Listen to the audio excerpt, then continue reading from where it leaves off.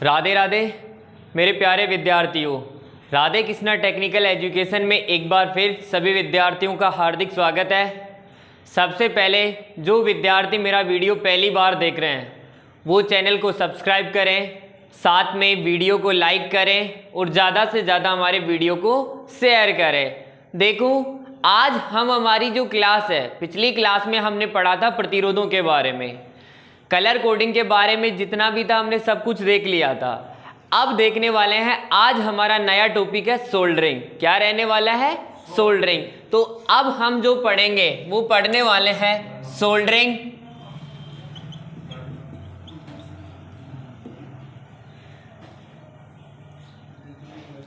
Welding तथा brazing के बारे में। इस यूनिट के अंदर हम मुख्यतः किन चीज़ों के बारे में पढ़ेंगे? सोल्डरिंग, वेल्डिंग और ब्रेजिंग के बारे में पढ़ेंगे। तो जो स्टार्ट करने वाला हमारा जो टॉपिक है, सबसे पहले हम किसको स्टार्ट कर रहे हैं? सोल्डरिंग को। तो कि सोल्डरिंग होती क्या है? तो हमारा जो आज का टॉपिक रहने वाला है, सबसे पहले देखो ये तीनों वर्ड एक दूसरे से सिमिलर है। ये जो तीनों चीजें हैं, जैसे सोल्डरिंग हुई, वेल्डिंग हुई या ब्रेजिंग हुई, तीनों क्या करती है? दो धातुओं को जोड़ने का काम करती है। तो हम किसी तीसरी धातु के माध्यम से इनको जोड़ते हैं, तो वो ही क्रिया कहलाएगी आपकी सोल्डरिंग, वेल्डिंग और ब्रेजिंग। तो देखो किस तरीके से इनका यूज किया जाता है। तो सबसे पहला आता है हमारा सोल्डरिंग।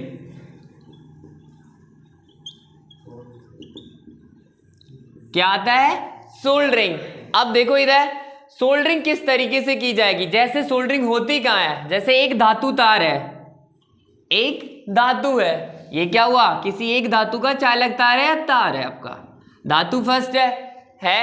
उसी प्रकार एक दूसरी धातु रहेगी इधर, या समान धातुएं, ये कौन सी? आपकी दूसरी धातु है। अब इन दोनों धातु तारों को मुझे जोड़ना है। क्या करना है?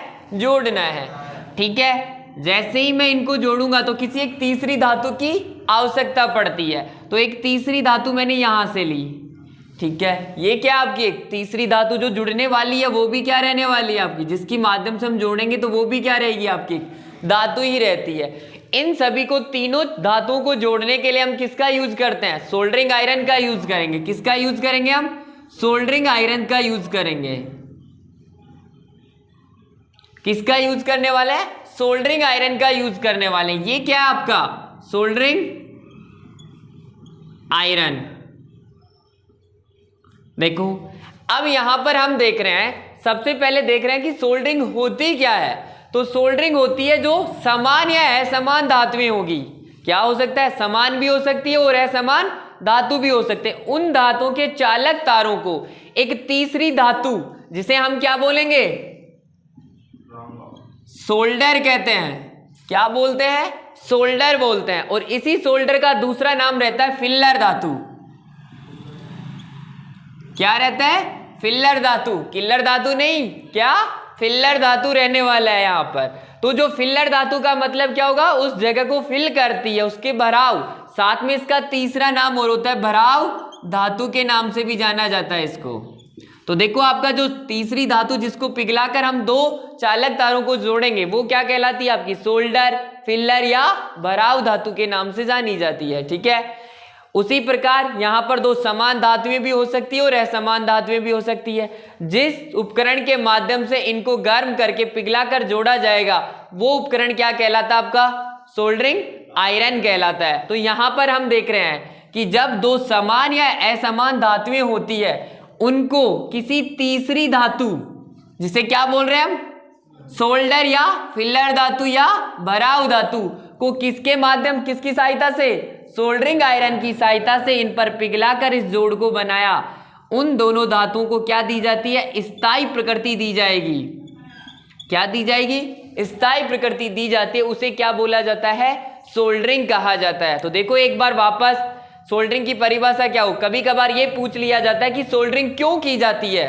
तो चालक तारों को क्या देने के लिए? स्थायी प्रकृति देने के लिए हम सोल्डरिंग का उपयोग करते हैं। ये क्वेश्चन आता है, कई बार पूछा जा चुका है कि सोल्डरिंग का मुख्य काम क्या होता है। तो सोल्डरिंग का मुख्य काम क्या होता है? चालक तारों को क्या देता है? ये स्थायी प्रकृति देने का काम करता है। तो यहां पर देखो सोल्डरिंग की डेफिनेशन किस तरीके से बनेगी, जब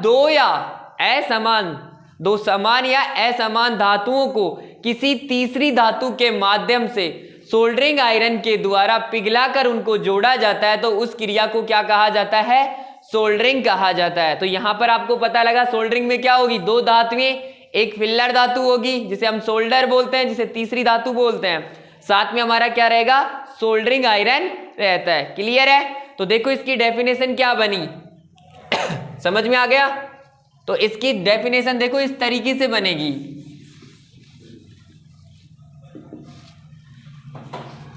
दो समान तथा या असमान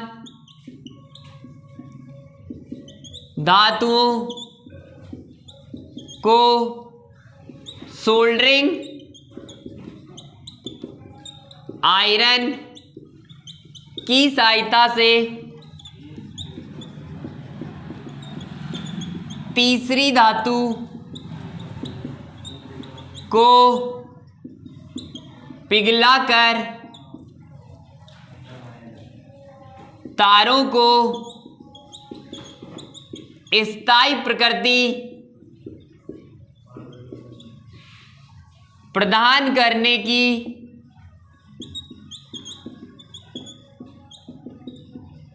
क्रिया सोल्डरिंग कहलाती है। देखो यहां पर आपका स्टेटमेंट मैंने बन गया, दो समान होगी या असमान धातुओं होगी, उनको सोल्डरिंग आयरन की सहायता से तीसरी धातु को पिघलाकर, सोल्डरिंग आयरन की सहायता से हम क्या करेंगे, जो तीसरी धातु है उसको लेंगे, उसको पिघलाकर तारों को कौन सी प्रकृति प्रदान करेंगे, हम स्थायी प्रकृति प्रदान करते हैं। तो इसके लिए जो क्रिया की जाती है उसे क्या बोला जाता है, सोल्डरिंग कहा जाता है। क्लियर है, आ गई चीज समझ में। अभी देखा था सोल्डरिंग के लिए मुख्यतः क्या होंगे, दो धातुएं समान होगी या असमान धातुएं होती है, साथ में तीसरी धातु ली जाती है जिसे क्या बोला जाता है, सोल्डर या फिलर धातु कहा जाता है। क्लियर है। साथ में हमें एक किसकी आवश्यकता पड़ेगी, सोल्डरिंग आयरन की भी आवश्यकता पड़ती है, जो कि उस सोल्डर तार को क्या करने के काम आएगा, गर्म करके पिघलाने के काम आता है। और जो सोल्डरिंग की जाती है वो मुख्यतः क्यों की जाती है, चालक तारों को स्थायी प्रकृति देने के लिए इसका यूज किया जाता है। क्लियर है। अब देखो इसके बाद में आता है कि सोल्डरिंग करने के लिए धातुओं पर निम्न क्रिया की जाती है। अब निम्न क्रिया किस तरीके से, ऐसा तो है नहीं कि डायरेक्ट हम सोल्डरिंग कर देंगे सीधा ही। सबसे पहला काम होता है जोड़ों की सफाई, पहला काम होगा जोड़ों की सफाई करना, पहला काम क्या करेंगे, जोड़ों की सफाई करना। दूसरी क्रिया होती है आपकी टीनिंग। कोई जानता है क्या टीनिंग क्रिया क्या होती है? दूसरी चीज क्या करोगे, टीनिंग की क्रिया करते हैं। और तीसरा क्या होता है आपका, टेकिंग की क्रिया करते हैं। तीसरी क्या होगी, टेकिंग की क्रिया होगी। उसके बाद में जो चौथी स्टेप है वो क्या होती है, फ्लोटिंग की क्रिया। अब देखो हम एक एक को समझने वाले हैं कि इनमें कैसे क्या होता है, एक एक को स्टेप बाय स्टेप समझ रहे हैं कि जब सोल्डरिंग की जाती है किन्हीं धातुओं पर तो कौन कौन सी क्रियाएं की जाती है। तो सबसे पहला काम क्या होगा, जोड़ों की सफाई करेंगे, ठीक है। दूसरा काम क्या है, टीनिंग क्रिया करते हैं। तीसरा काम क्या है, टेकिंग की क्रिया करते हैं। और चौथा काम क्या करेंगे, हम फ्लोटिंग की क्रिया करते हैं। आप देखो क्वेश्चन ऐसे आता है, ये क्वेश्चन पूछा जा चुका है कि टेकिंग की क्रिया किसके बाद की जाती है, किसी धातु के चालक तार पर सोल्डरिंग की टेकिंग की क्रिया किस क्रिया के बाद की जाती है। तो कौन सी क्रिया के बाद की जाती है, हमेशा टीनिंग की क्रिया के बाद की जाती है, ठीक है। तो देखो मुख्यतः अगर देखा जाए तो सोल्डरिंग में मुख्यतः तीन चीजें यूज होती है। कौन कौन सी होती है, टीनिंग की क्रिया, फिर टेकिंग की क्रिया और फ्लोटिंग की क्रिया। देखो जोड़ों की सफाई तो हम नॉर्मली सब चीजों में करेंगे, कोई भी काम करते हैं उससे पहले औजारों की सफाई करना, ये तो काम पहला रहता है। तो जो पहली चीज है सोल्डरिंग के अंदर वो क्या होती है आपकी टीनिंग की क्रिया, फिर होती है टैकिंग की क्रिया और लास्ट में क्या होती है, फ्लोटिंग की क्रिया। तो सबसे पहले देखो जोड़ों की सफाई। देखो जोड़ों की सफाई का मतलब क्या होता है, जैसे आप केबल लेते हो, क्या होती है आपकी अंडरग्राउंड केबल्स होती है। तो ऐसा तो है नहीं कि काफी लंबी होती है हमारी केबल, क्योंकि हमें कई जगह दूरियों पर लेके जाना होता है पावर सप्लाई को। तो हम क्या करते हैं कि उनके जो क्या करेंगे, ज्वाइंट करेंगे, जोड़ बनाएंगे, तब जाके ही तो हम पावर सप्लाई को एक जगह से दूसरी जगह तक काफी लंबी दूरी तक भेज पाते हैं। तो हम क्या करेंगे, उनकी क्या करेंगे, सोल्डरिंग करेंगे, जोड़ बनाएंगे। तो सबसे पहला काम क्या करेंगे कि जो उनके केबल के सिरे हैं उनकी क्या करेंगे, हम सफाई करेंगे। जो उनका ऊपर का इंसुलेशन है उसको अच्छी तरह हटा देंगे, ताकि जोड़ क्या हो, अच्छी तरह मिल सके और बन सके। उसी प्रकार यदि मुझे कोई चालक तारों को जोड़ना है, जैसे हम ट्रांसमिशन लाइन देखते हैं ऊपर, विद्युत को एक जगह से दूसरी जगह किसकी सहायता से भेजा जाता है, ट्रांसमिशन लाइनों की सहायता से भेजते हैं। तो इतना लंबा तार होता नहीं है, तो तारों को लंबाई बढ़ाने के लिए क्या किया जाता है आपका, सोल्डरिंग करेंगे। तो अब सोल्डरिंग करेंगे तो उन चालक तारों के जो सिरे होते हैं उनको अच्छी तरह क्या किया जाता है, साफ किया जाता है। तो जो जोड़ों की सफाई है, तो कभी कभार क्वेश्चन बनता है और ये भी एग्जाम में आ चुका है कि सोल्डरिंग से पहले जोड़ों की सफाई या चालक तारों के जॉइंट होते हैं उनकी सफाई करने के लिए किस का यूज किया जाता है। तो वो कौन होता है आपका, किसके द्वारा सफाई की जाती है, सैंड पेपर के माध्यम से इनकी सफाई की जाती है। और सैंड पेपर क्या होता है आपका, एक तरीके से सैंड पेपर, अगर कभी रेजमाल देखा है क्या, किसी खुरदरी चीज को रगड़ने के लिए, उसकी सफाई करने के लिए, ग्रामीण लोग इसको रेजमाल से ज्यादा जानते हैं। तो किसी भी जोड़ को सफाई करने के लिए मुख्यतः सैंड पेपर का या रेजमाल का उपयोग किया जाता है। क्लियर है। अब देखो इसके बाद जो जोड़ सफाई है, इसके अंदर जो आपका क्वेश्चन बनता है वो यही है। तो जो सोल्डरिंग की क्रिया है उसमें मुख्यतः कितनी क्रियाएं होती है, 4 हो गई। पहला क्या होगा, जोड़ की सफाई करना। देखो सबसे पहले हम क्या करेंगे, जोड़ की सफाई करेंगे। तो जोड़ की सफाई पर जो क्वेश्चन बनता है वो ये है। देखो पहला काम हो गया जोड़ की सफाई करना। तो केबल के जोड़ या चालक तारों के जोड़ की सफाई सैंड पेपर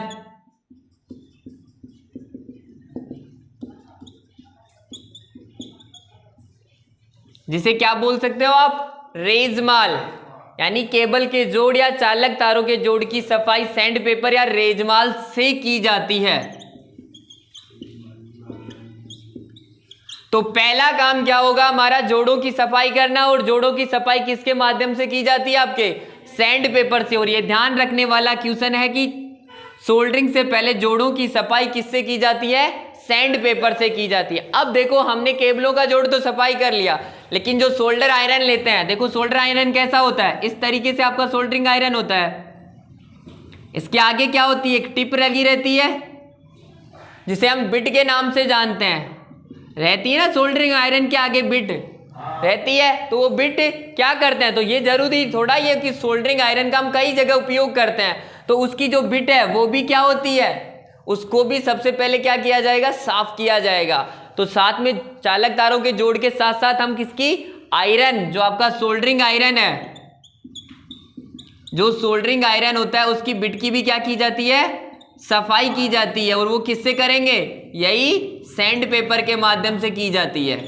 तो ध्यान रखना है कि सोल्डरिंग को काम में लेने से पहले, सोल्डरिंग करने से पहले उसके बिट की भी सफाई की जाती है। और वो किससे की जाती है, सैंड पेपर के माध्यम से की जाती है। क्लियर है। पहला टॉपिक कवर है, सोल्डरिंग की पहली क्रिया कवर हो चुकी है। किसी को कोई प्रॉब्लम हो तो बोलो। देखो जोड़ की सफाई किस तरीके से करते हैं, क्लियर है, आ गई। अब देखो इसके बाद में सेकंड टॉपिक कौन सा है, सेकंड क्रिया कौन सी की जाती है, टीनिंग कौन सी की जाती है,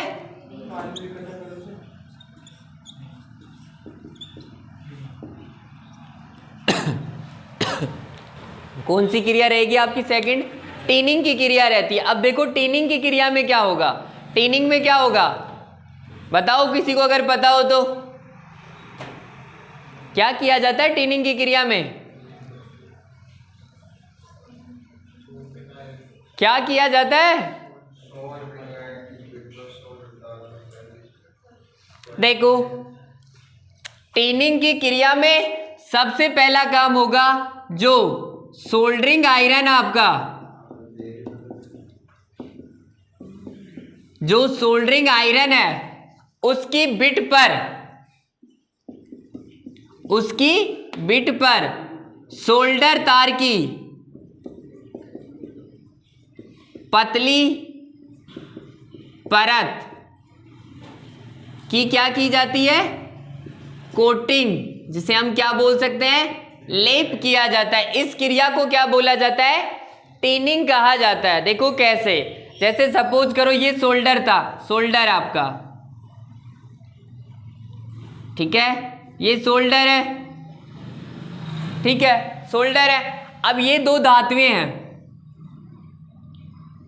दो धातु तार है जिनका मुझे क्या करना है? जोड़ करना है, ठीक है। एक इसके साथ ही यहां पे क्या रहेगा? सोल्डर वायर, जिसे हम फिल्लर धातु बोलते हैं,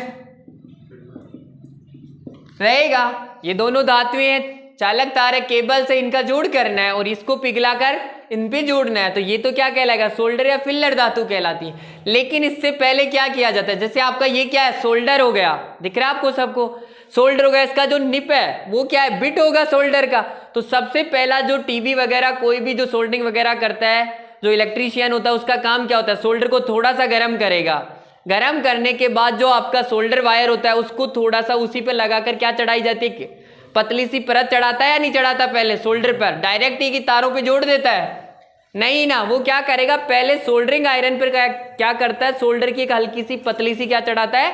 परत चढ़ाता है। तो जो परत चढ़ाता है बिट के ऊपर, सोल्डर तार की जो पतली कोटिंग या लेप किया जाता है उसके माध्यम से, वो क्रिया क्या कहलाती है? उसकी टीनिंग कहलाती है। और ये भी क्वेश्चन आता है कि टीनिंग की क्रिया में क्या होता है। ऑप्शनों में दे देगा चारों ऑप्शन, और आपके एक ऑप्शन में कहा कि सोल्डर के तार पर, जो सोल्डरिंग आयरन है उसके बिट पर सोल्डर की एक पतली परत चढ़ाई जाती है। तो आपका आंसर क्या हो जाएगा कि जब सोल्डर आयरन होता है तो टीनिंग की क्रिया के अंदर जो सोल्डर आयरन होगा उसकी जो निप या बिट होती है उस पर सोल्डर तार की एक पतली कोटिंग की जाती है। इस क्रिया को क्या बोलते हैं? हम टीनिंग की क्रिया कहते हैं। कोई डाउट हो तो बताओ।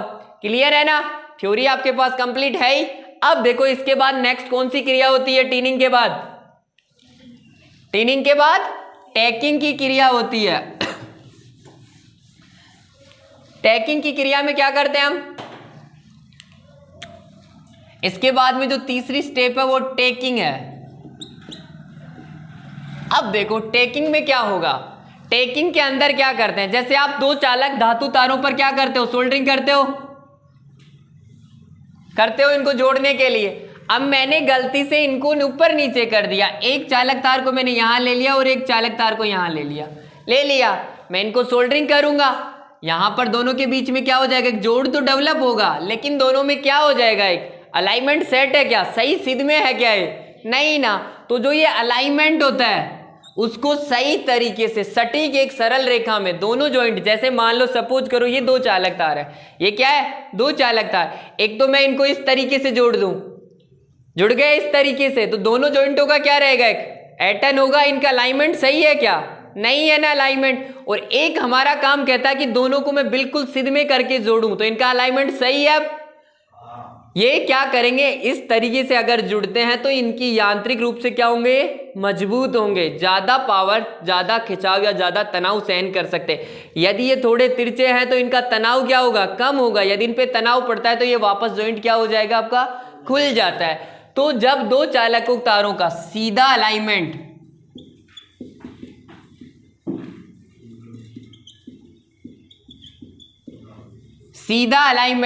यानी कि हम कह सकते हैं टेकिंग की क्रिया के अंदर क्या होगा? जब दो धातु तारों को सीधा सही अलाइनमेंट किया जाता है, जो सही सीधा सिद्ध की अलाइनमेंट करके उन पर सोल्डरिंग की क्रिया की जाती है, वो क्या कहलाती है? आपकी टैकिंग की क्रिया कहलाती है। आ गई चीज समझ में?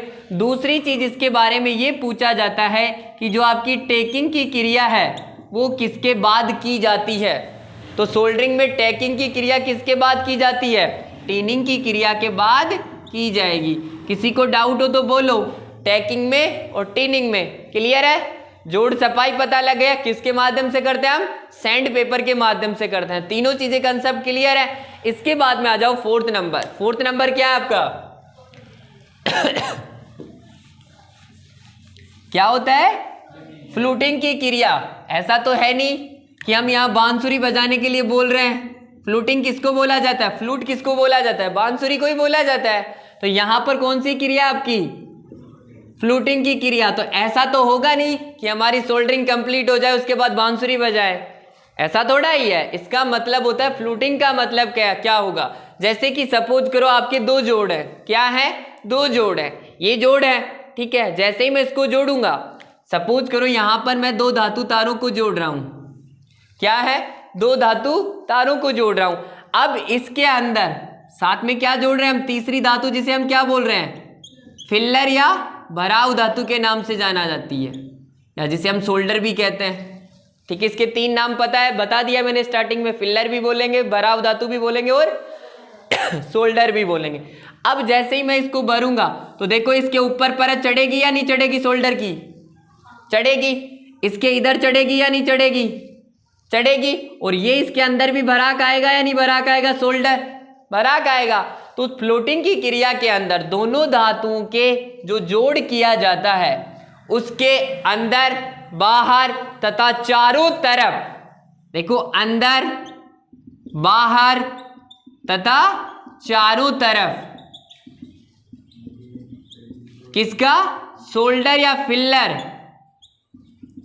फिलर धातु का भरना।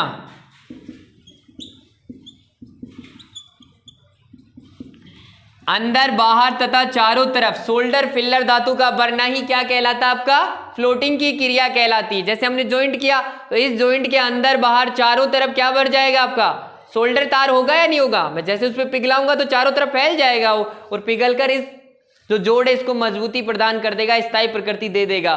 तो फ्लोटिंग की क्रिया के अंदर अंदर, बाहर तथा चारों तरफ जोड़ के सोल्डर यानी फिलर तार, फिलर धातु का भरना ही क्या कहलाता है आपका? फ्लोटिंग की क्रिया कहलाता है। क्लियर है? कोई डाउट हो तो बोलो इसके अंदर की फ्लोटिंग की क्रिया में क्या होगा। तो इस तरीके से हमने यहां देखा। अब देखो इसके बाद हम देखने वाले हैं कि हमें सोल्डरिंग की आवश्यकता क्यों पड़ रही है। भाई ऐसा हो सकता है हम कॉमनली दोनों चालक तारों का जॉइंट बनाएं, और जॉइंट बनाकर भी तो काम चला सकते हैं, लेकिन यदि हम सामान्य अवस्था में जॉइंट बनाते हैं तो उससे क्या नुकसान होते हैं, और सोल्डरिंग आयरन की जो सोल्डर है, सोल्डरिंग की क्यों आवश्यकता पड़ी। तो देखो इसकी सोल्डरिंग की आवश्यकता क्यों पड़ी, उसके कुछ कारण है। पहली चीज तो देखो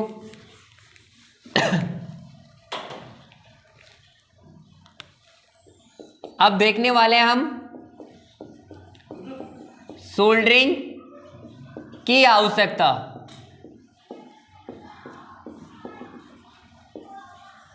देखो हम यहां देखने वाले में सोल्डरिंग की क्यों आवश्यकता पड़ रही है। तो पहला टॉपिक, चालक तारों की लंबाई बढ़ाने के लिए।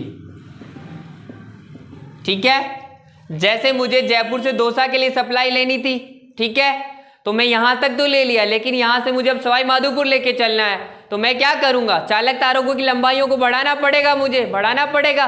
तो इस वजह से क्या है, सबसे पहला काम है चालक तारों की लंबाई बढ़ाने के लिए हम किसकी आवश्यकता पड़ी? हमें सोल्डरिंग की आवश्यकता पड़ी। दूसरी चीज, यदि सामान्य जोड़ बनाया जाता है,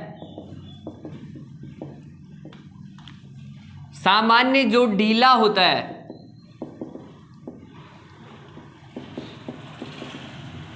जिसके कारण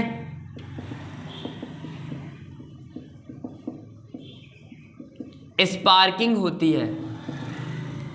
देखो हम यदि किसी चालक तार का ऐसे ही नॉर्मली हम उसका जोड़ बना देते हैं, सामान्य उन दोनों चालकों को छीलकर उन्हीं का जोड़ बना देते हैं, तो हम देखते हैं कभी कभी उनमें स्पार्किंग होती है या नहीं होती है। लेकिन यदि हम सोल्डरिंग कर देते हैं तो उनको एक स्थायी जोड़ मिल जाता है, और स्थायी जोड़ में कभी भी स्पार्किंग नहीं होती। तो दूसरी चीज है, सामान्य अगर जोड़ बनाते हैं तो उसके कारण उसमें क्या होती है? स्पार्किंग होगी, और जब स्पार्किंग होगी तो थोड़े समय बाद वो जलकर क्या हो जाएगा? टूट जाएगा, और हमारी सप्लाई फिर क्या हो जाएगी? ब्रेक हो जाएगी। तो दूसरी चीज क्या है? सामान्य जोड़ ढीला होता है जिसके कारण स्पार्किंग होती है। दूसरी चीज, सोल्डरिंग से जोड़ को क्या होता है, मजबूती प्रदान होती है।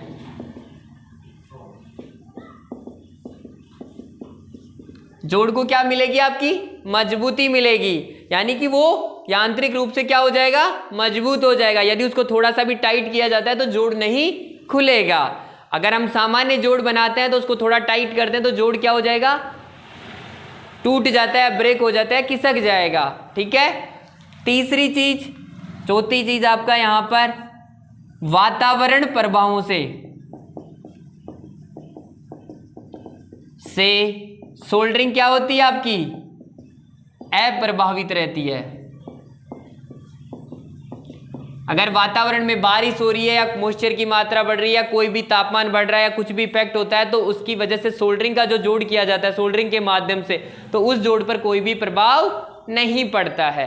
ठीक है। तो इस तरीके से हम देखिए कि हमें सोल्डरिंग की आवश्यकता मुख्यतः क्यों पड़ रही है। एक तो चालक तारों की क्या बढ़ाने के लिए, लंबाई बढ़ाने के लिए। दूसरी चीज, सामान्य जोड़ ढीला होता है जिसके कारण क्या हो सकती है, हमारे पास स्पार्किंग हो सकती है। तीसरी चीज, सोल्डरिंग से जोड़ मजबूती प्रदान करेगा। जो सोल्डरिंग से जो जोड़ बनाएंगे वो हमारे जोड़ को क्या प्रदान करेगा, मजबूती प्रदान करता है। इसके पश्चात वातावरण प्रभावों से सोल्डरिंग जोड़ क्या रहता है, अप्रभावित रहता है, कि उस पर कोई भी प्रभाव नहीं पड़ने वाला है। क्लियर है। अब देखो इसके बाद में जो फिलर धातु, जो तीसरी धातु यूज की जाती है, हमारा टॉपिक आता है फिलर धातु किसे कहेंगे। तो देखो आप फिलर धातु,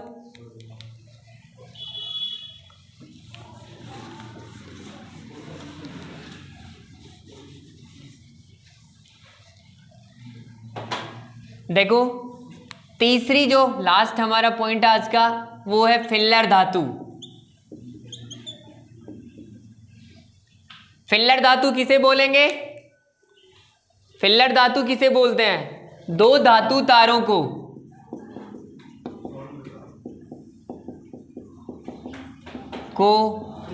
तीसरी धातु को पिघलाकर तारों को स्थायी प्रकृति प्रदान की जाती है, वह तीसरी धातु फिलर धातु कहलाती है।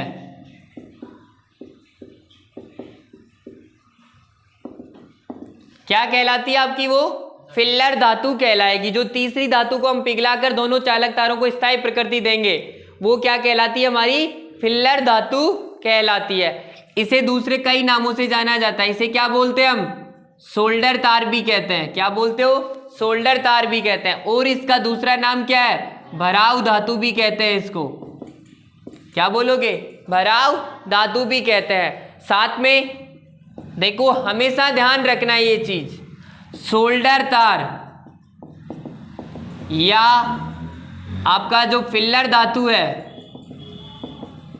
उसका गलनांक, जो सोल्डर धातु है या जो फिलर धातु है उसका गलनांक जुड़ने वाली धातुओं से हमेशा क्या होना चाहिए, कम होना चाहिए।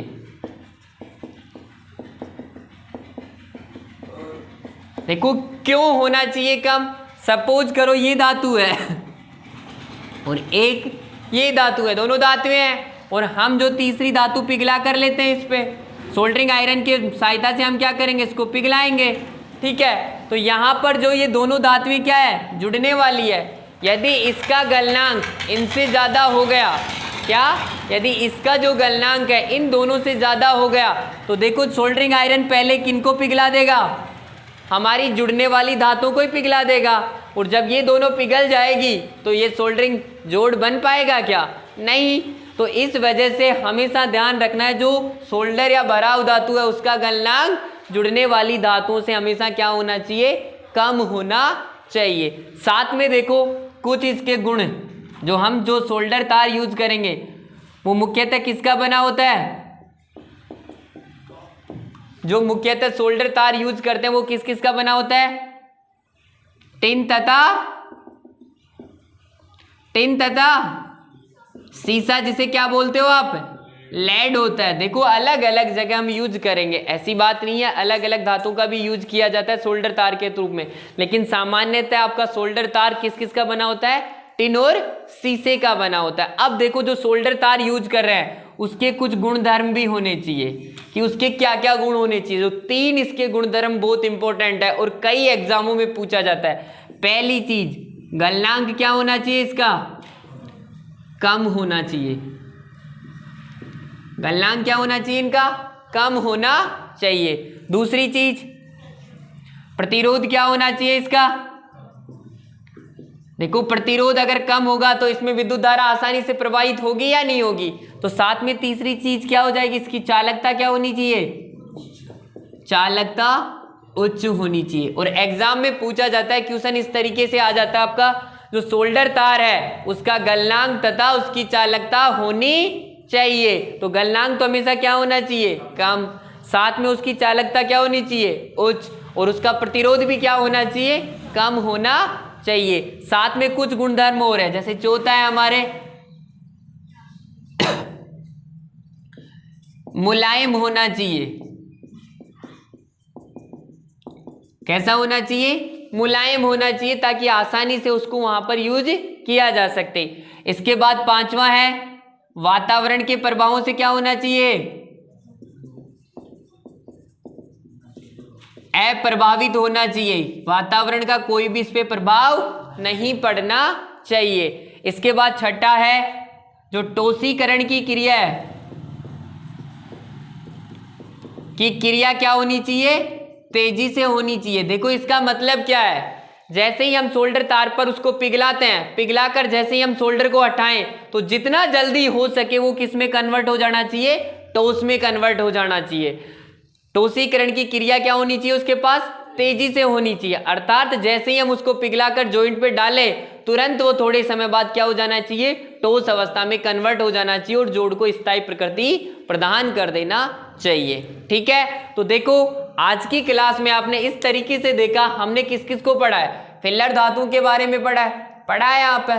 साथ में हमने सोल्डरिंग जानी, सोल्डरिंग की 4 प्रकार की क्रियाएं देखी है, किस तरीके से सोल्डरिंग यूज की जाती है। उसके बाद में हमने देखा कि उसमें कौन कौन सी क्रिया किस तरीके से करते हैं, इनके बारे में हमने पढ़ा है। आशा करता हूँ किसी को कोई दिक्कत नहीं है, सभी बच्चों को समझ में आ गया। नोट्स आपके पहले तैयार थे, अगर फिर भी मान लो आपने कोई टॉपिक छोड़ दिया हो, कोई लिख नहीं पाए हो, तो आज से ये क्लासें ऑनलाइन आपको यूट्यूब पे भी मिल जाएगी ऐसे कैसे। ठीक है, जैसे हम यहाँ पढ़ा रहे हैं वैसे के वैसे आज से, जैसे अभी क्लास ये चल रही है तो कुछ समय पश्चात आपकी ये क्लास कहाँ अपलोड मिलेगी, आपको यूट्यूब पर मिलेगी। ठीक है, उसका फिक्स टाइम है, फॉर्मेट है, रोज उसी टाइम पे आपकी क्लासें, जैसे ऑफलाइन की क्लासों को डायरेक्ट हम कहाँ डाल रहे हैं, यूट्यूब पे ऐसे कैसे डाल रहे हैं। तो किसी बच्चे का अगर कोई टॉपिक छूट जाता है तो वो वहां से उसको कवर कर सकता है। ठीक है, आशा करता हूं सभी विद्यार्थियों को पूरी क्लास पसंद आई होगी। तो देखो ज्यादा से ज्यादा चैनल को सब्सक्राइब करें, साथ में वीडियो को लाइक करें और शेयर करें।